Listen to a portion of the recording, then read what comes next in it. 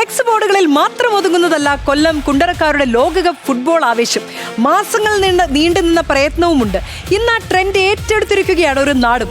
എന്താണെന്നല്ലേ, കണ്ടിട്ട് വരാം.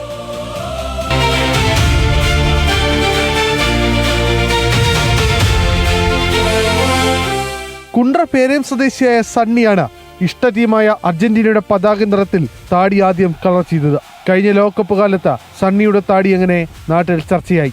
അർജന്റീന ലോകകിരീടത്തിൽ മുത്തമിട്ടതോടെ സണ്ണിയുടെ താടിയും താരമായി. ഇത്തവണയും ലോകകപ്പ് മത്സരം ആരംഭിച്ചതോടെ താടിയിൽ അർജന്റീനയുടെ കളർ ചെയ്യാൻ സണ്ണി മറന്നില്ല.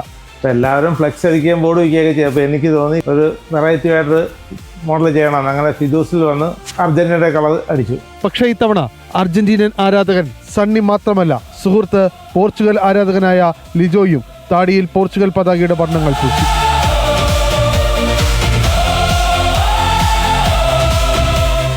CR7 ലോകകപ്പ് ഇത്തവണ തൂക്കുമെന്നാണ് ലിജോയുടെ ഉറച്ച വിശ്വാസം. സണ്ണി ചേട്ടൻ എൻ്റെ ഏറ്റവും നല്ലൊരു സുഹൃത്താണ്. അടുത്ത ഒരു അർജന്റീന ഫാനും ആയതുകൊണ്ടും വർഷങ്ങളോളം എനിക്ക് അറിയാവുന്നതുകൊണ്ട് കൂടി ഞങ്ങൾ തമ്മിൽ സംസാരിച്ചു.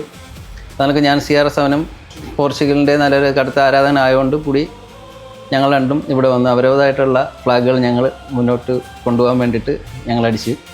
യൂറോ കപ്പ് ഞങ്ങളെടുത്തു, ലോകകപ്പ് ഞങ്ങൾ എടുത്തിരിക്കും.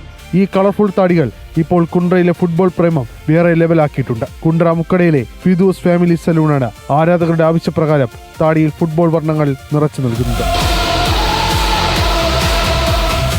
ബിഗ് ടി വി കൊല്ലം.